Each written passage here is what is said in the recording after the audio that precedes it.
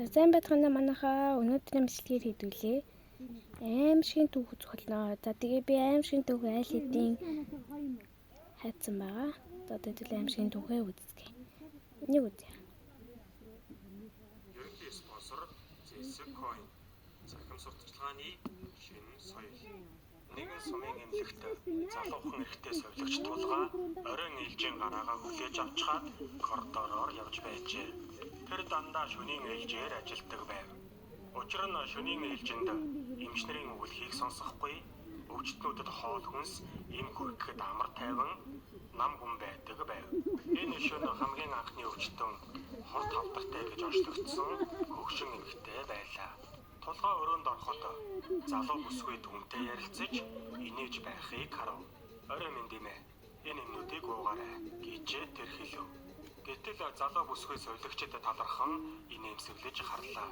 Хэдэн өдрийн дараа тулгаа эмнэлгийн зүүн жигүүрт хоод хүргэжээ. Тэнд уушигны өвчтэй гэж онцлогдсон настай өвгөн байв. Гэтэл нөгөө бүсгүй өвгний хажууд суучихсан ярилцсан инээлдэж байхыг хараад тулгаа гайхсан байна. Өвөө, энэ таны хоол, бүгдийг нь идэж дуусгаарай гэж тэр хэлв. Өвгөн болон залуу бүсгүй түүн рүү талархан толгоогоо дохлоо. Залуу бүсгүйн ойрын хүмүүс ойр ойрхон эмнэлэг твтэж байгаа нь тулгаад харамсалтай санагдлаа. Маргааш нь тулгаа цусны хор тавдартай охинд эм өгөхөөр өрөөнд нь оржээ. Гэтэл дахиад л нөгөө бүсгүй өвчтөнтэй инээмсэглэн ярилцажсан. Тулгаа энэ бүсгүйн ойрын хүмүүс нь ийм олноороо эмнэлэг твтэж байгаад гайхлаа. Бодолгүй тулгаагийн ээлжний түр амралтын цаг нь болжээ. Гэтэл залуу бүсгүй коридорт сууж байхыг олж харав. Тэр түн дээр очиж хажууд нь сууж яриа өрнүүлсэн байна. Сайн уу? Чиний сахиж байгаа хүмүүс чинь таньдаг хүмүүс чинь үү? Тийм ээ гэж бүсгүй хариулв. Уучлаарай. Тэд сайнгүй байгаа гэж тулгаа хэллээ. Тийм ээ. Тиймээс л би тэднийг тайвшруулахаар ирдэг юм гэж бүсгүй хариулв. Тулгаа түүнийг үнэхээр сайхан сэтгэлтэй бүсгүй байна гэж боджээ. Тэгээд тэд үргэлжлүүлэн хэдэн минут ярилцлаа.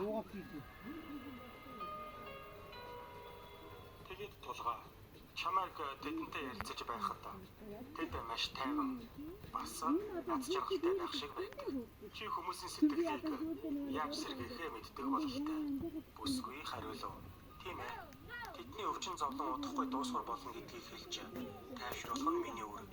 Өөр газартаа бид дахиад уулзах болно. Тэдний амьдрах хугацаа удахгүй дуусна гэхээс өрөвдөж байна. Энийг сонсоод тулгаа шоконд орлоо.